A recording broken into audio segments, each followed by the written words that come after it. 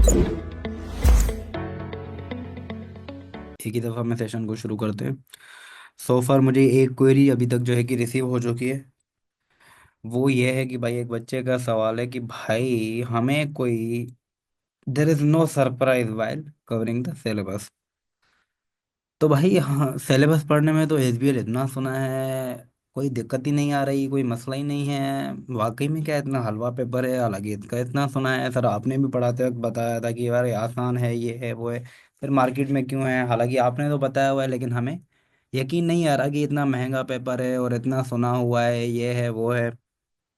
तो इस पे ही हम शुरू करेंगे बहस अपनी। 1-2 मिनट बस रुक जाते हैं, जो बच्चे अगर कुछ ज्वाइन करते हैं तो, ताकि एक ही साथ हो जाएगा शुरू सेशन हमारा। नहीं तो रिकॉर्डेड सेशन तो है ही, कोई इशू नहीं है हमारे लिए।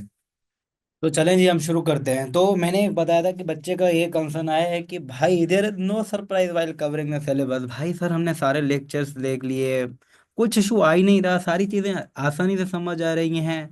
बहुत सारी चीज़ें तो हमने जो है कि लग रहा है कि पढ़ी हुई हैं, F1 में कवर करी हुई हैं, F5 में कवर करी हैं, F9 में कवर करी हैं। मतलब कोई चीज़ नहीं लग ही नहीं रही। वही एक आध जो बात है वो ऐसे ही जेनेरिक कॉमन सेंस के बेसिस पे हमारी कभी ना कभी बातचीत चल रही होती है। तो ये क्या माजरा है? तो मेरे भाई, जब मैंने पहली पहली क्लास, मैंने आपको बताया था अपने कंटेंट दिखाते हुए, सिलेबस दिखाते हुए, मैंने आपको यही बात बताई थी कि एसबीएल में आपके लिए कोई ऐसी चीज नई तनख्वाह नहीं आने वाली। मोस्टली जो पेपर होगा आपका कॉमन सेंस बेस्ड होगा मेरा भाई। मैं आपको अगर कंटेंट आपको धुंधला धुंधला याद आ रहा हो मेरा भाई, क्या था कंटेंट, अगर मैं इसको, हम यहाँ उसको अपनी नोट्स भी बनाते हुए जा रहे हैं इसको, ठीक है।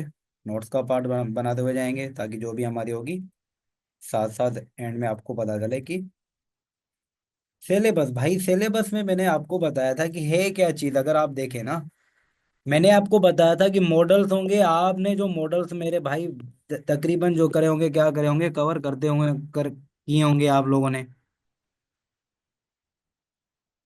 यहाँ पे आपका बेसिक थोड़ा बहुत बनेगा कि एसबीएल है क्या, बुक भी मैं आपको दिखा दूंगा। यही जेनेरिक, अभी एक क्वेरी सॉल्व होगी, ऐसे कुछ जैसे भी क्वेरीज होंगी हम उनको वन बाय वन सोल्व करते जाएंगे। आप यहाँ पे स्ट्रेटजीज, यहाँ पे आपके मॉडल्स हैं कुछ जो आपके F1 में आप पढ़ के आए हैं, यहाँ पे आप एसबीएल के लेवल पे पढ़ेंगे। थोड़ा हो सकता है कोई चीज़ इन डेप्थ होगी, कोई चीज़ जो है कि हो सकता है एसबीएल के लेवल पे वो कम टेस्ट हो रही हो, जो कि आपने F1 में हो सकता है ज़्यादा पढ़ के आए हो, या F1 में कम पढ़ के आए हो। किसी का लेवरेज कितना होगा, किसी का लेवरेज कितना होगा, डिपेंड करता है according to syllabus. Technology and data analytics में कुछ ऐसी चीजें होंगी जो न्यू होंगी। आपने F1 पढ़ा, कोई अभी चीज आपकी इन्वॉल्व हो रही है, मतलब एआई का। हो सकता है आपने F1 ज्यादा पुराना दिया हो, आपने नहीं पढ़ा हो, वो अब हो सकता है वहां पे इंक्लूडेड हो गया हो। अगर नहीं भी होगा तो यहाँ पे बिग डेटा, एआई के रिलेटेड जो चीजें आप बेसिकली रोजमर्रा की जिंदगी में आप सुन रहे हैं, समझ रहे हैं, तो इसी वजह से आपको चीजें डिफिकल्ट नहीं लग रही। कोई ऐसी चीज नहीं हो। जब हाँ मेरे भाई आप आए होंगे यहाँ पे enabling success and change management, यहाँ पे भी आप थ्योरीज काफी पढ़ के आए हैं, नहीं पढ़ के आए भी, लेकिन लेक्चर्स में आपको इस तरीके से समझाया गया है, ऐसे एग्जांपल्स दे के समझा दिया गया है कि बाहैसियत कौम हम चेंज से इतना रिलक्टेंट हैं, तो चेंज हमारे लिए कितना ज़रूरी है, चेंज के साथ हमें अडॉप्ट होना कितना ज़रूरी है। बेसिक स्ट्रक्चर्ड आपको तरीके से लेके चला चले हैं हम। स्ट्रेटेजिक ड्रिफ्ट का कॉन्सेप्ट बताया, स्ट्रेटेजिक ड्रिफ्ट का आपको कॉन्सेप्ट पता है, तो आपको पता है चेंज कितना जरूरी है। अगर चेंज के साथ, वक्त के साथ, जमाने के साथ हम नहीं चलेंगे तो हमारा क्या हो जाएगा, स्ट्रेटेजिक ड्रिफ्ट आ जाएगा, जिसको हम बेसिकली क्या बोलते हैं, गैप आ जाएगा, जिसकी वजह से हम कॉम्पिटिटर से क्या रह जाएंगे, पीछे रह जाएंगे। तो सिलेबस को इस तरीके से डिजाइन करके लेक्चर्स आपके लिए लेके चले हैं हम, इसीलिए आपको क्या लग रही हैं चीजें इतनी आसान लग रही हैं। सरप्राइज कहाँ मिलेगा वो भी मैं आपको बताऊं, वाइल मैं बता रहा हूँ कि यहाँ पे आपने जो चीजें कवर करी हुई है ना, तकरीबन, वेट अ मिनट, हमने जो चीज़ें कवर करी हैं आपने, वो तकरीबन क्या है, रिपीटेटिव हैं, जो आपने F1 से लेके F9 तक आपने पढ़ी हुई हैं। इसी वजह से मेरे भाई, मैं शुरू से बात करूं, एक क्वेरी हमें क्या मिली है, there is no surprise while covering the syllabus. भाई हमें सिलेबस तो सर इतना हलवा लग रहा है, कोई मतलब दिक्कत नहीं आ रही। ये भी एक टेंशन की बात होती है, आपका स्केप्टिज्म यहाँ पे जाग रहा है, अच्छी बात है, बिल्कुल अच्छी बात है। अगर नहीं आता सवाल तो मैं सरप्राइज होता, ये अच्छा एक सवाल है बिल्कुल, और कॉमन और जेनेरिक सा क्वेश्चन है, नया नहीं है मेरे जिस भाई ने पूछा है। फाइनेंस आपने पढ़ा यहाँ पे, finance and planning and decision making, यहाँ पे आपकी थ्योरीज, वेरिएंस और F5 और F9 का कुछ जो है चीज़ें यहाँ पे आपकी कवर होती हैं। नहीं नहीं लगेगी भाई। वेरिएंस आपने जब पहली बार पढ़े होंगे, हो सकता है आपको डिफिकल्ट लगे हैं, और आप इन डेप्थ F2 F5 में बहुत डेप्थ में पढ़ के आए हैं। यहाँ पे तो आपको सीधा सीधा बताना है भाई, वेरिएंस है तो इसका लॉजिक क्या है, रीजन क्या है, आपको ऊपर ऊपर से। यहाँ पे आप स्ट्रेटेजिकल भाई CFO हैं यहाँ पे। CFO का काम ऑपरेशनल नहीं होता है, स्ट्रेटेजिकल होता है, आपको ऊपर ऊपर से चीजें देखनी है। आप इन डेप्थ आप वो काम करके आए हो, आप ऑपरेशनल, मैंने शुरू से बताया है जो बच्चा, स्ट्रक्चर मैंने आपको शुरू से बताया हुआ है कि F1 से लेके F9, या बच्चा MA1 थ्रू MA2 भी आ रहा है, अगर वो रूट फॉलो करके आ रहा है, MA1 से शुरू किया, या आप जो है कि अकाउंटिंग एंड फाइनेंस के बंदे हैं, या आप CA से आ रहे हैं, ये कुछ रूट हैं, हो सकता है मैं कुछ मिस भी कर रहा हूँ, लेकिन मेजर रूट हमारे ये हैं। या तो SEC से बच्चा है डायरेक्ट जो है कि MA1 MA2 से शुरू किया है, या तो किसी से बैचलर्स करके F1 2 सीरीज से उसने शुरू किया है, या तो बैचलर्स कहीं से करके अकाउंटिंग एंड फाइनेंस करके आया है, या तो CA से उसने मूव किया है। ये जो है कि कुछ रास्ते हैं जहाँ से बच्चा आया है। आपने जहां से भी आप आए हैं, आपने बेसिक कहीं ना कहीं क्या किया हुआ है, कवर किया हुआ है। बेसिक्स ये चीजें आपने वहां से पढ़ी हुई हैं तकरीबन।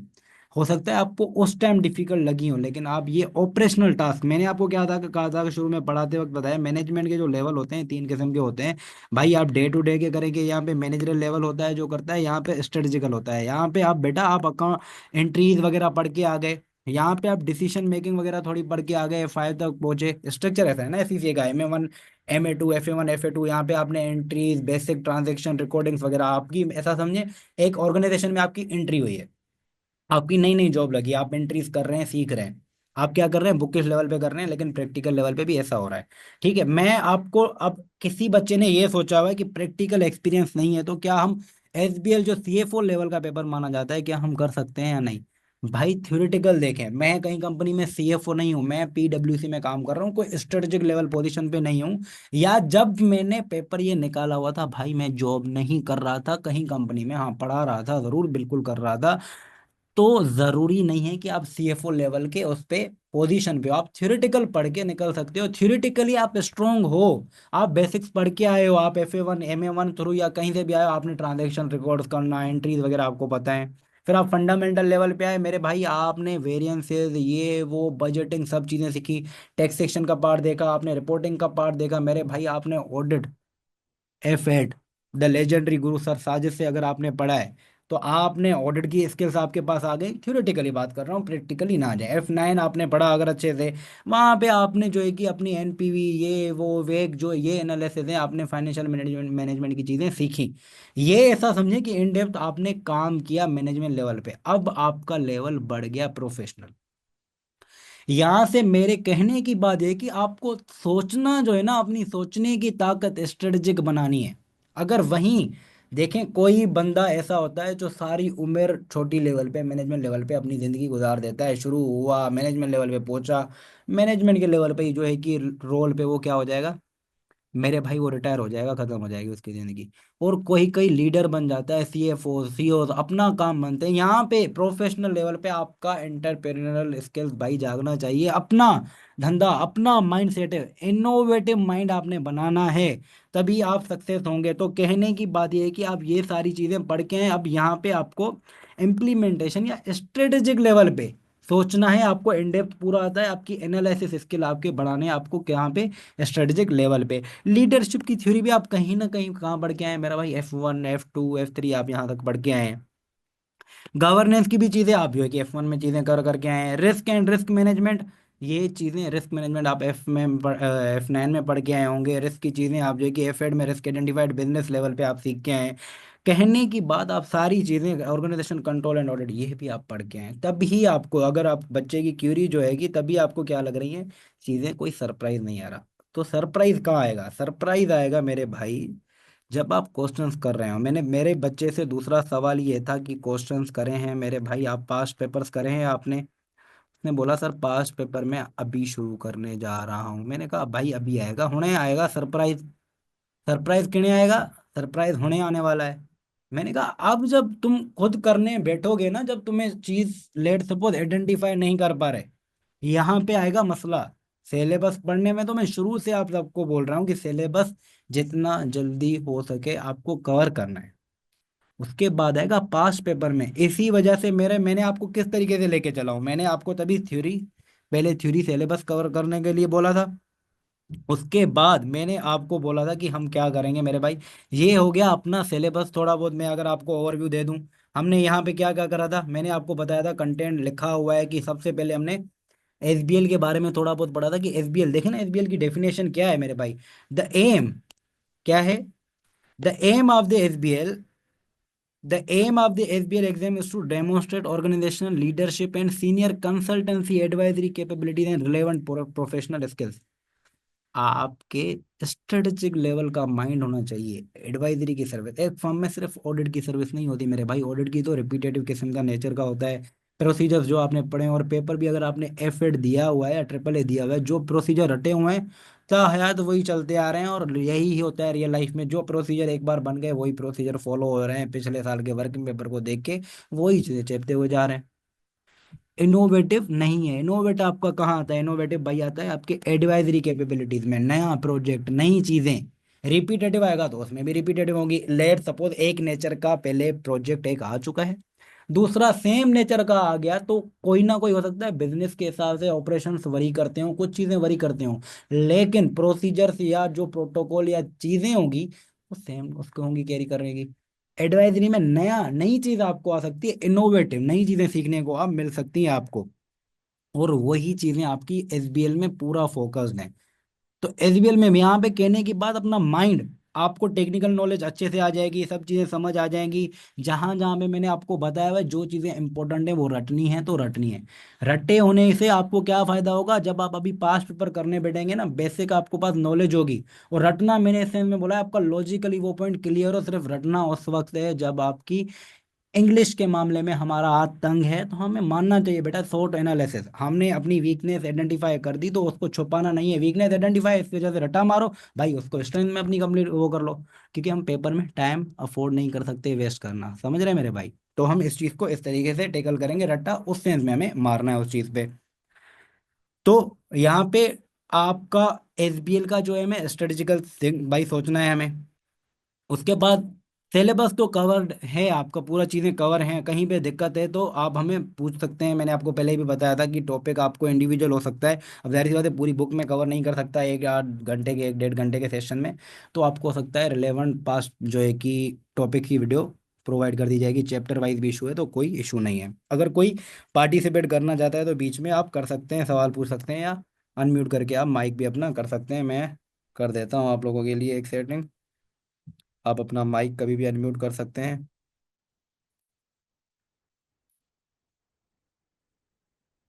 ठीक है मेरे भाई, आप अनम्यूट करके कभी भी आप सवाल पूछ सकते हैं। हम कोशिश करेंगे उस चीज़ को, आपकी क्वेरी को सोल्व करने की करें। तो टेक्निकल नॉलेज आपने पहले कवर कर ली, यहाँ से मैंने आपको बताया था। फिर हमने P1 P3 के पास्ट पेपर्स को, जहाँ पे आपका देखें ये पास्ट पेपर्स, अच्छा मैंने नहीं बनाए हुए मेरे भाई, P1 P3 के हैं। हो सकता है एक टीचर पे रिलायंस, सीधी सी बात है, मेरा एक माइंड लिमिटेड होगा, मैं कितनी चीज़ें बना पाऊंगा।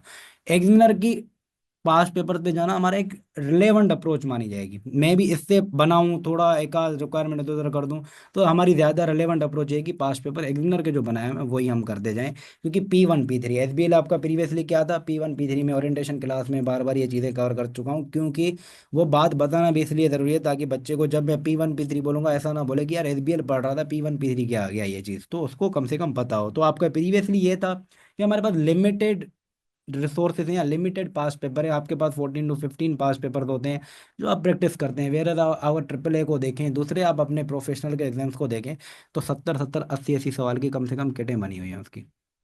तो एक कंपैरिजन नहीं है, आप सिर्फ 13 to 14 या 15 सवाल कर लें तो आपके पास लिमिटेड सिनेरियो 14 to 15। वेर आपने यहाँ से 20 से 24 25 जो भी गेट बनी हुई है, आपने सवाल सारे देख लिए।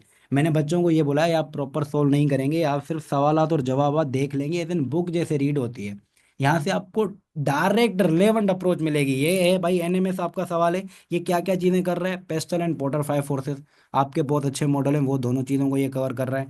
एग्जामिनर ने किस चीज़ से टेस्ट करा हुआ है, कैसे करा हुआ है, एग्जामिनर ने उसको कैसे लिखा हुआ है। यहाँ पे मैंने आपको ये बताया है कि आपका आंसर, लेट सपोज आपने सोचा आपने चीज़ें प्रैक्टिस भी करी, आपके पास इतना टाइम है, मैंने ड्यूरिंग द लेक्चर्स ये बताया हुआ है कि फुल टाइम स्टूडेंट्स पूरे पूरे करे। अगर जो बच्चा जॉब के साथ टाइम इतना नहीं दे पा रहा, वेरे आपको 3 महीने पे नहीं जाने जाइए, 6 महीने पे जाएं तो ज़्यादा अच्छा है, क्योंकि महंगा पेपर है। और आपके पास टाइम है, अब दूसरी कोई लिमिटेशन नहीं है, तो 6 महीने पे जाएं। आहिस्ता आहिस्ता करके पूरा अच्छे से प्रैक्टिस करके जाएं, तो रिस्क कम ही ले तो ज़्यादा बेहतर है, क्योंकि महंगा पेपर है, 1 लाख रुपए का सिर्फ पेपर देने की कॉस्ट है, ट्यूशन फीस अलग है, तो इतना हैवी ना बने।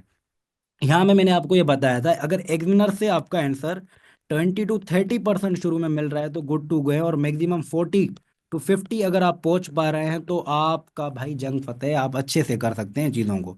एग्जामिनर के आंसर देखिए कि एग्जामिनर जो आंसर लिखता है एक सेल्फ स्टडी या एक टीचर की गाइडेंस के हद तक लिखता है, तो आपका रेशो शुरू में 20 to 30% आपका जा रहा है। अगर आपका अच्छा लिख रहा है, थोड़ा थोड़ा मैच कर रहा है, तो बेहतरीन, आपकी अंडरस्टैंडिंग लेवल सही जा रही है, आपने जो टेक्निकल नॉलेज लिखी है, तो आपकी इम्प्लीमेंटेशन, माइंड गेम आपका सही चल रहा है, ये मैं आपको वहाँ पे बता के आया हूँ। तो ये किट आपके पास है, किट के भी सवालात में एक स्क्रीनशॉट आपके एंड आउट्स में लगा देता हूँ, और किट भी आपको प्रोवाइड, जिसके पास नहीं है तो आप बता दीजिएगा, मैं शेयर कर दूंगा। आप ग्रुप में, अगर नहीं है तो आप ग्रुप में भी ऐड हो जाइएगा, ताकि आपके लिए चीज़ें ईजी हो जाएं। साथ साथ हम कंटेंट और आज के नोट्स भी ये बनाते हुए जा रहे हैं, तो टेंशन नहीं है।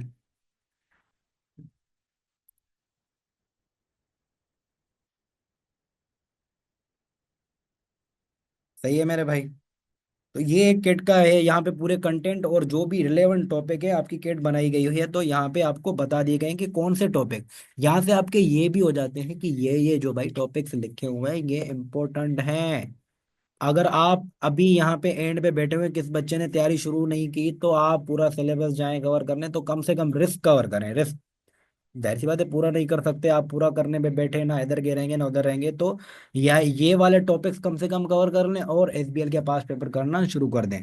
तो क्वेरी जो मैं आपकी पहली क्वेरी ये है, इसमें ही हमारी लंबी हो गई थी, क्या करना है हमारे, बात क्या मैंने बोली है कि हमें भाई टेक्निकल नॉलेज में शुरू से बताता आया हूँ आपको कि भाई नहीं लगेगी डिफिकल्ट, आपको चीज़ें लगेगी कि यार ये तो बहुत इजी है, समझ आ गई। और जहाँ पे चीज़ें डिफिकल्ट थी, मैंने ड्यूरिंग द लेक्चर्स इतने अच्छे से बेसिक एग्जांपल देके करिए, तभी आपको वहाँ पे मसला ही नहीं हो रहा।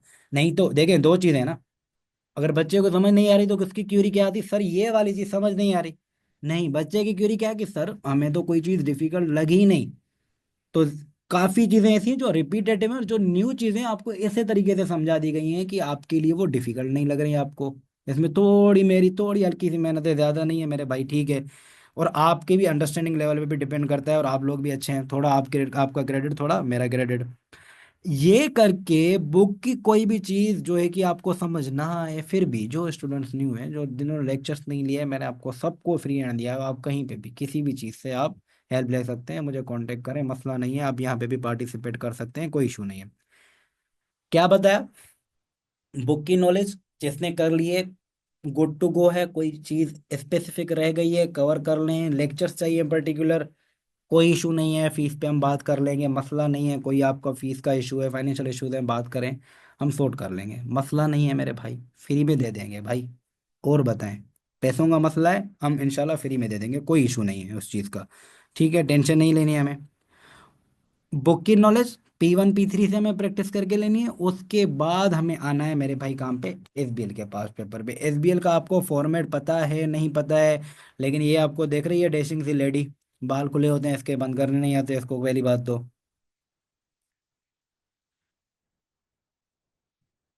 आपको आ जाना है मेरे भाई यहाँ पे, स्ट्रेटेजिक बिजनेस लीडर का दिख रहा है भाई, स्ट्रेटेजिक बिजनेस लीडर में आके आपको एसईसी के ऑफिशियल रिसोर्सेज मिलेंगे, इसको जैसे आप ओपन करेंगे फिर आपके पास तीन चीज़ें आ जाएंगी। पास्ट एग्जाम लाइब्रेरी आ जाएगी, प्रैक्टिस एग्जाम लाइब्रेरी आ जाएगी भाई, आपके पास स्पेसिमेन एग्जाम आ जाएंगे भाई इसके।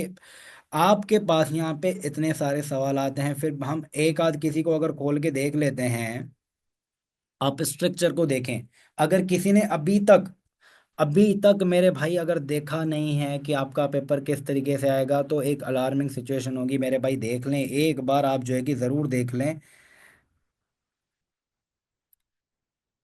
एक बार ज़रूर देख लें, ताकि आपके पास पेपर में वो चीज़ जाके बेहतरीन आ गया, स्मार्टवेयर का क्वेश्चन आ गया, फेवरेट भाई, इजी टू अंडरस्टैंड और बेसिक। मैं सबसे पहले एसबीएल का यही बोलता हूँ, आपको सवाल हल करना चाहिए। इसका ले लेते हैं स्क्रीनशॉट मेरे भाई।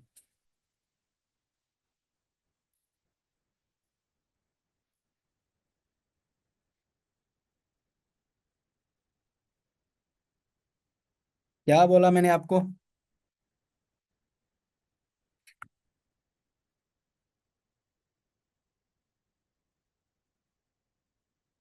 फिर आपको आना है यहाँ पे मेरे भाई, स्ट्रक्चर देखें क्या किस तरीके से दे रहा है, एग्जिबिट दे रहा है, एग्जिबिट्स में आपके पास एक्स्ट्रा नॉलेज आती है, आपके पास प्री सीन जो आपके 2 हफ्ते पहले आपको दिया जाता है, वो भी ड्यूरिंग द एग्जाम आपके लिए अवेलेबल होगा। ऐसा नहीं है कि नहीं होगा भाई, होगा, आप देख सकते हैं चीज़ों को। यहाँ पे वही प्री सीन जो आपको पहले दिया होगा वही आपको ड्यूरिंग द एग्जाम भी आपको प्रोवाइड कर दिया जाएगा। आपके पास ऐसे टास्क आते हैं, टास्क में फर्दर वो रिक्वायरमेंट बना देता है। टास्क 1 आपका कितने मार्क्स का है, 37 मार्क्स का। एसबीएल का थोड़ा ये चीज़ है, दूसरे जो आपके एग्जाम्स हैं वहाँ पे आपको सेक्शन बना के दे देता है। सेक्शन ए भाई 50 मार्क्स का आएगा, सेक्शन बी में 2 सवाल आएंगे भाई, 25-25 मार्क्स होंगे, 100 मार्क्स का पूरा हो गया सवाल। एसबीएल में थोड़ा गेप, थोड़ा अनस्ट्रक्चर्ड आता है। टास्क 1, टास्क 2, टास्क 3 अभी उसने किया है, नहीं तो एक ही विंडो के जो आप पास्ट पेपर दूसरे करेंगे पुराने, आपको वो इस तरीके से देगा, एक ही विंडो पे टास्क 1 ही आएगा, टास्क 2 या टास्क 3 आ जाएगा, फर्दर उसमें भी रिक्वायरमेंट्स बना देगा। जैसे इस तरीके से का टास्क 1 उसने क्या रिक्वायरमेंट बनाई है, ए बनाई है 10 मार्क की, बी बना दी उसने 10 मार्क की, फिर उसने मेरे भाई चार मेरे ख्याल से प्रोफेशनल स्किल्स माल दिए, मार्क दिए हैं, फिर उसने 8 मार्क और 4 मार्क की बना दी। इस तरीके से उसने 36 का करा है भाई मेरे। इसमें आप करते क्या हो, वर्ड प्रोसेसर बना दिया, ये से कुछ लिखा हुआ है, जैसे प्रैक्टिस करते हुए हमने बनाया हुआ है कि हमने क्या बनाया हुआ है। पहली रिक्वायरमेंट क्या है, ब्रीफिंग पेपर। तो रिक्वायरमेंट से देख लेते हैं हमारी पहली रिक्वायरमेंट क्या है, प्रिपेयर ब्रीफिंग पेपर। तो हमने इसी वजह से ब्रीफिंग पेपर बनाया हुआ है। क्या है, prepare briefing paper to the presented to be presented at the next board meeting. हमें किसको करना है, बीओडी को करना है। तो हमने उसी तरीके से, अच्छा मल्टीपल विंडोज ये आपकी आ गई, यहाँ पे खोल सकते हैं आप। इसको आपने यहाँ पे खोल दिया, आप एडजस्ट कर लें इसको, इसको छोटा करके ये कर लिया, इसको भी छोटा करके आपने ये कर लिया, कि ताकि आपकी दोनों चीजें साथ साथ आपकी वो होती रहे। ठीक है। एग्जाम में आपके पास विंडो थोड़ी बड़ी होती है, यहाँ पे laptop to laptop screen define वो करता है। प्रेपेयर ब्रीफिंग पेपर आपने वहीं से रिक्वायरमेंट डाल दी, prepare which analyse the environment in which smartware operates and consider how this might impact its business model mission and strategic goal. अब requirement या मॉडल क्या लिखा हुआ है, जनरल एनवायरनमेंट मैंने यहाँ पे अगर वो किया हुआ है, स्मार्टवेयर एक ऐसा भाई वो है, यहाँ पे आपको कहाँ पे मिलता है मैं आपको वो दिखा देता हूँ। आए हम इसको पढ़ते हैं थोड़ा। It is apparent that downturn in the smartware's performance can be in a part attributed to external factors beyond the company's direct control. A recent national newspaper article further confirmed that economic situation in Nuria has made trading conditions tough for businesses. Therefore, a good understanding of those external environmental factors negatively affecting the smartware business model is essential so that action can be taken to remedy the current situations and improve the future perspective prospects for the company and its investors. The board of smartware wants to fully understand how the general environment, यहाँ पे आ गई बात, यहाँ पे आ गई general environment की बात, की भाई हमें क्या एनालाइज करना है मेरे भाई, हमें जो एनालाइज करना है वो क्या करना है, जनरल एनवायरनमेंट करना है। मुझे इसको करना था क्या, हाईलाइट, तो हाईलाइट कर दिया है मैंने। impacting the company as this will directly influence its ability to enable the business to succeed and prosper. The board has asked you to brief the board on this issue for their next board meeting. यहाँ पे मुझे पता चला क्या general environment करना है, macro micro during the lectures आपको वो बता दिया गया है। तो जनरल एनवायरनमेंट में हम क्या करते हैं मेरे भाई, पेस्टल को टेस्ट करते हैं, तो इसी वजह से हमने क्या करा है भाई, टू इस तरीके से फॉर्मेटिंग होगी। अगर मैं आपको प्रॉपर फॉर्मेटिंग बताऊं तो मेरे भाई इस तरीके से हम करेंगे इसकी फॉर्मेटिंग। क्या करा है मेरे भाई, टू बोर्ड ऑफ डायरेक्टर्स, मेरा रोल यहाँ पे क्या है, एक्सटर्नल कंसल्टेंट का है। सब्जेक्ट क्या किया, एनालाइज द एनवायरनमेंट, डेट हम कर देंगे टुडे, या स्पेसिफिक डेट अगर लिखी होगी तो डेट लिख देंगे। इंट्रोडक्शन में क्या करना है, this briefing notes will analyse, ये कहाँ से उठाया, ये यहाँ से उठाया है मैंने, एनालाइज एनवायरनमेंट इन विच, यही चीज कॉपी पेस्ट करनी है हमें इंट्रोडक्शन में। Will analyse the environment, will analyse को आप छोटा कर दें, ये कर दें, analyse the environment in which smartware operates and consider how this might impact this business model mission. Introduction में हमें वही उसको चीज चिपका देनी जो उसने रिक्वायरमेंट पूछी है मेरे भाई। फिर मैंने आपको क्या बताया, जनरल एनवायरनमेंट तो मतलब पेस्टल टेस्ट होगा हमारा, हमने उठते ही हेडिंग डाल दी भाई, political economical social technological headings डाल दी भाई, सिंसियरली आपने अपना रोल लिख दिया। सही है मेरे भाई। आपने अपना रोल लिख दिया। थोड़ी बहुत फॉर्मेटिंग आप अपने तरीके से कर लेंगे, कोई इशू नहीं है। अब यहाँ पे आप जाएंगे, आपको जहाँ पे डेटा मिलेगा आपने डेटा डंप करते हुए जाना है। वेयर एज हमें, अगर मैं आपको बताऊं तो यहाँ पे ही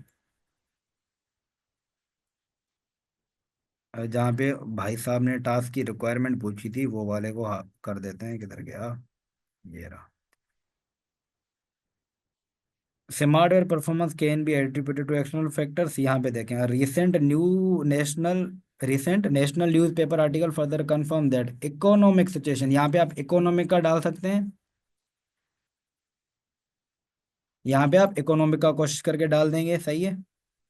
कहने की बात यह है कि जहाँ से आपको फिर नॉलेज मिलेगी, जहाँ पे आपको डेटा मिलेगा, वहां से आप कॉपी पेस्ट करेंगे और अपना इम्पैक्ट डालेंगे। यहाँ से आपके ये प्री सीन है जो आपको 2 हफ्ते पहले मिल जाता है, इससे आप फेमिलराइज करेंगे। प्री सीन में मैं आपको बार बार ये चीज़ बता चुका हूँ, प्री सीन में आपको बेसिक अगर बिजनेस की नॉलेज नहीं है तो वो आपको इन डेप्थ बिजनेस नॉलेज की, क्या रेवेन्यू स्ट्रीम होना चाहिए, बिजनेस मॉडल ये क्या करता है, किस तरीके से रेवेन्यू स्ट्रीम्स आती हैं, कौन कौन से रेवेन्यू स्ट्रीम्स हैं, कितने कितने तरीके हैं रेवेन्यू स्ट्रीम में, तो कितने तरीके हैं भाई रेवेन्यू के। एक ही तरीका नहीं है, बहुत सारे चीज़ें हो सकती हैं, बिजनेस हर चीज़ में घुसा हुआ है, तो डिपेंड करता है। प्री सीन में आपको वो चीज़ों से फेमिलराइज करता है। वेयर अगर आपको नहीं पता थ्रिफ्ट स्टोर क्या होता है, स्मार्ट वेयर में थ्रिफ्ट स्टोर क्या होता है, थ्रिफ्ट मतलब मीन्स यूजेबल, जो यूज्ड लंडे का, हमारे यहाँ पे क्या होता है लंडे का भाई माल जो होता है ना, बेसिकली उसको बोलते हैं थ्रिफ्ट स्टोर का जो है कि बिजनेस है स्मार्ट वेयर। एयरलाइन इंडस्ट्री का आपको नहीं पता, तो हमें जिस जिस इंडस्ट्री का नहीं पता, तो बच्चे को फेमिलराइज करने के लिए प्री सीन में आपके पास मटेरियल होता है। फर्दर जैसे मैंने आपको ये दिखाया, तो ये आपका डेटा कुछ दिया होता है ड्यूरिंग द एग्जाम डे पे। यहाँ पे आपको चीज़ों को ढूंढना पड़ेगा। लेट सपोज इकोनॉमिक पे दिया हुआ है, इकोनॉमिक का पॉइंट उठा के आपने वहाँ डालना है और अपनी एनालाइज का पॉइंट डाल के करना है। वो आज का हमारा एजेंडा नहीं है, हम वो फर्दर सेशन में करेंगे उस चीज़ को। कहने की बात यह है कि आपको मेन आइडेंटिफाई करना आना चाहिए, जिस चीज़ के लिए मेरी आपसे रिक्वायरमेंट है भाई। आपका जो बच्चे की वो थी कि भाई कोई चीज़ डिफिकल्ट नहीं लग रही, सिलेबस में हमें कुछ मसला नहीं हो रहा, तो इसी वजह से मैंने आपको शुरू में बताया कि मसला होगा ही नहीं। पढ़ने वाले आप इतने अच्छे हैं, तो आपको उस सेंस में मसला नहीं होना चाहिए, क्योंकि आपके पास चीज़ें रिपीटेटिव हैं, कोई नई चीज़ नहीं है। अब फोकस ये है कि आपके एग्जाम भाई अभी करीब आने वाले हैं, ऐसा समझ लें 20 दिन आपके आपके आपके पास अच्छे आके बचे। प्रोफेशनल मार्क्स, प्रोफेशनल स्किल्स को अच्छा कर लें, 20 कैश मार्क्स हैं ये। फॉर्मेट्स, सबसे पहले तैयारी ये करें, प्रोफेशनल स्किल्स आपके अच्छे होने चाहिए। आपको शुरू की एक आध वीडियो देख लीजिएगा, कवर हो जाएगी, क्योंकि मैं एक एक चीज़ कवर करने बैठ जाऊंगा तो पूरा सिलेबस मुझे आपको आज रिवाइज करना पड़ेगा। मैं आपको एक गोल्डन टिप दे देता हूँ भाई। सबसे पहले आपको कवर करना है क्या मेरे भाई, वन नोट पे नोट करते जाते हैं हम। सबसे पहले आप कवर करें अपने 20 प्रोफेशनल मार्क्स को, ठीक है। फॉर्मेट्स को कवर करें, ये जो दो चीजें हैं ना फॉर्मेट्स में, ये है कि आपका जो कम्युनिकेशन वाला है वो यहाँ पे आपका मैंडेटरी है। कम्युनिकेशन स्किल्स का जो आपका है ना, वो आपका कवर हो जाएगा। क्योंकि आप दूसरे किसी में फॉर्मेट का थोड़ा बहुत ऊपर नीचे करें तो शायद हो जाएगा, आपको शायद माफ कर दे या छोटे मोटा काट ले, लेकिन कम्युनिकेशन स्किल्स में अगर आपने लेट सपोज उसने ब्रीफिंग पेपर मांगा हुआ है और आपने लेटर दे दिया, आपने उसको कुछ और दे दिया, तो वो आपको धड़ाधड़ ऐसा किस्म का हो सकता है गुस्से में फेल ना कर दे या अच्छे खासे मार्क्स पूरे काट लेगा, ठीक है। तो ये करना है, उसके बाद हमें जाना है टेक्निकल पूरा। फिर आपके पास बचेगा ही टेक्निकल ना मेरा भाई, आप एक चीज कवर करते जाएंगे, फिर टेक्निकल एक आपके पास खुला समंदर है, आप जितना कवर कर पाएंगे पूरा कवर करेंगे। उसमें से आपको जो चीजें मैंने पहले बताई हैं याद करनी है भाई, रिमेम्बर, वो आपने याद करनी है। मॉडल्स इंपोर्टेंट, इसमें क्या है, इंपोर्टेंट मॉडल्स मैंने आपको बताए हुए हैं ड्यूरिंग द लेक्चर्स। मैंने आपको समराइज नोट्स बोला था बनाने के लिए, इंशाल्लाह आपने बनाए होंगे तो बहुत अच्छा होगा। इंपॉर्टेंट टॉपिक्स हो गए, इंपॉर्टेंट मॉडल्स हो गए, और इंपॉर्टेंट टॉपिक्स, जो कि इंपॉर्टेंट टॉपिक्स भी मैंने आपको 100 बार बताए हुए हैं। फिर भी अगर आपको कहीं दिक्कत आ रही है, मुझसे आप राब्ता करें, मुझसे आप इंडिविजुअली पूछ लें, कोई मसला नहीं, हम एक और सेशन भी रख सकते हैं, कोई बड़ा मसला नहीं है। ये एक गोल्डन सी चीज़ है, ये आप कवर कर लें। 20 प्रोफेशनल मार्क्स आप पहले कवर करेंगे, फॉर्मेट्स पे आप ध्यान रखेंगे, फिर आपके पास बचेगा भाई जो भी होगा पूरा 80 मार्क्स के लिए, टेक्निकल मार्क्स के लिए होगा। और प्रोफेशनल मार्क्स के लिए हमें कोई एडिशनल पॉइंट नहीं लिखना है, मैं आपको पहले ही बता चुका हूँ। क्या बता चुका हूँ? नो एडिशनल पॉइंट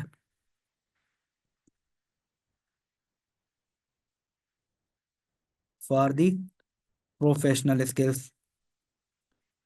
ठीक है, वो हमें अपने उसी पॉइंट में इंक्लूड करना है मेरे भाई, नहीं तो फिर आपके पास आया क्यों? प्रोफेशनल स्किल्स लाए इसलिए गए हैं कि आप आपकी पर्सनल ग्रोथ भी हो, और आपका जो बच्चे का मेन मसला होता था, टाइम पूरा नहीं हो रहा, टाइम पूरा नहीं हो रहा, भाई आपको 80 मार्क्स के ही लिखना है।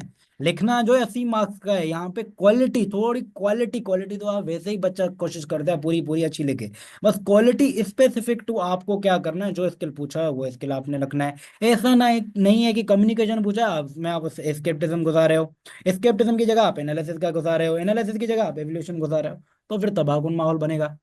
तो ये चीज का ध्यान रखना है, ये थोड़ी लिमिटेशन आ जाएगी आपको, बस पर्टिकुलर टू स्किल्स आपको उस पर्टिकुलर रिक्वायरमेंट में रहना है। ये कैसे होगी? ड्यूरिंग द प्रैक्टिस, जो आप 14 से 15 सवाल खुद से करेंगे प्रैक्टिस, उसमें आप इस चीज को ध्यान में रखते हुए करेंगे तो मोर देन इनफ है, आप उसमें खुद ही तैयार हो जाएंगे। कुछ एक्स्ट्रा करने की जरूरत नहीं है। प्रैक्टिस का मतलब क्या है? जो चीज भाई गलती आप एग्जाम में कर रहे हैं तो प्रैक्टिस में करके आपको उसको अच्छा बनाना है और बेहतर करके प्रैक्टिस जो है कि एग्जाम में अच्छा परफॉर्म करना है, इस तरीके। बाकी प्रैक्टिस फिर किस चीज के लिए? इसी चीज के लिए है मेरे बेटे। सही है। तो मेरे ख्याल से ये बहुत अच्छा गया है हमारा सेशन आज का। फर्दर कोई भी क्वेरी है तो हम ऑनगोइंग सेशन सब रखते रहेंगे, ताकि आप लोगों के लिए कोई इशू नहीं हो, और बच्चों के लिए कहीं पे भी कोई मसला है तो ऑनलाइन सपोर्ट तो आपको अवेलेबल है। कभी भी कोई भी छोटा सा इशू है, बड़ा है, फॉर्मेटिंग, ड्राफ्टिंग करें, आप अपने पास पेपर चेक करवाएं, आपको हर चीज़, आउटसाइडर भी हैं तो आप लिख के करवाएं भाई, टाइम कोशिश करके आपको भी सपोर्ट दे देंगे, मसला नहीं है। आप सवालात लिखें, जवाब टेस्ट करवाएं, चेक करवाएं। आप सेल्फ स्टडी कर रहे हैं, बहुत अच्छा है, बेहतरीन है, अच्छी बात है। आप करें, कोई दिक्कत है तो फिर भी आप हमसे रब्ता कर सकते हैं। मैं कोशिश पूरी करूंगा अपना टाइम निकाल के आपको सपोर्ट करूँ। हाँ, बिजी होऊंगा, थोड़ा सकता है लेट आए आपको रिप्लाई या कुछ भी है, लेकिन हेल्प करने की कोशिश पूरी करूंगा। फर्दर ग्रुप में ऐड करने के लिए मैं मिस अलीशा का नंबर आपको यहाँ पे लिख देता हूँ। वेट अ सेकंड,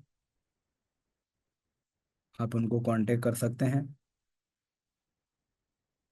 जी, ये इनका नंबर है, 03152001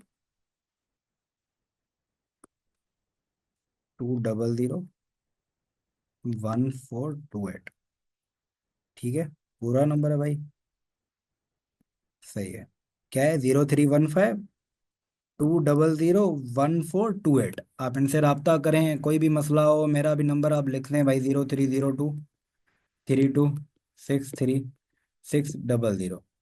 ठीक है, आप व्हाट्सअप करें, आपको कोई इशू हो, ग्रुप में ऐड होना है, क्या करना है, कुछ लेक्चर्स चाहिए, पर्टिकुलर टॉपिक से रिलेटेड है, पूरे सिलेबस मसला है, कुछ भी है, इंशाल्लाह आपको प्रोवाइड कर दिए जाएंगे, नेगोशिएट कर लेंगे हम। आपका कोई मसला है, कुछ है, टेंशन नहीं ले, बात कर लें। ठीक है मेरे भाई, thank you so much, Allah Hafiz.